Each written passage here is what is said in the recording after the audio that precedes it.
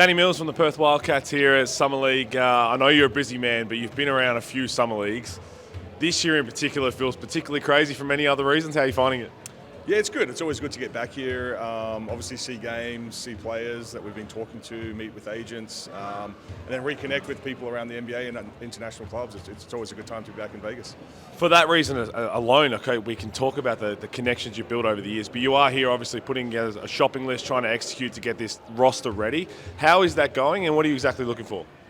Yeah, look, obviously our roster, when we started this off-season, we recontracted Christian Doolittle, got Dylan Windler, brought in Sunday and Lat Main, and added a few other pieces. We're excited about that. And then, the needs are obvious out there.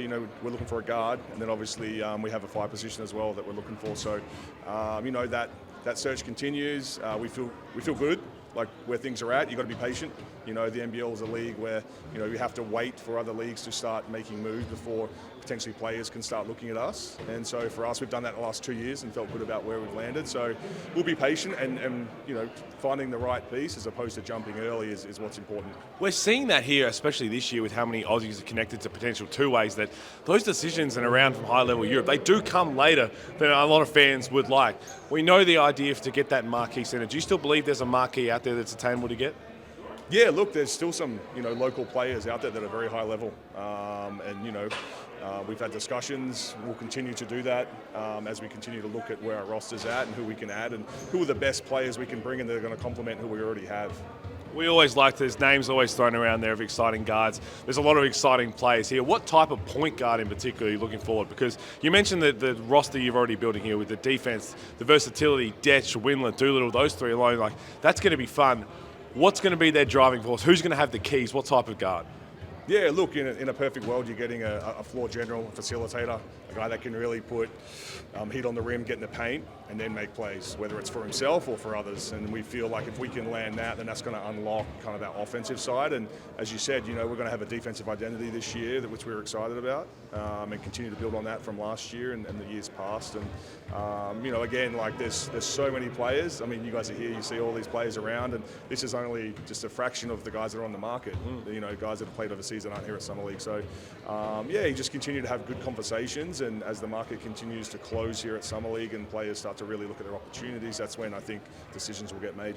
We always see that, and it's fascinating into the fans back home, but you're right, because this back end of the week is actually probably the most important for a lot of NBL teams, which is why everyone stays around.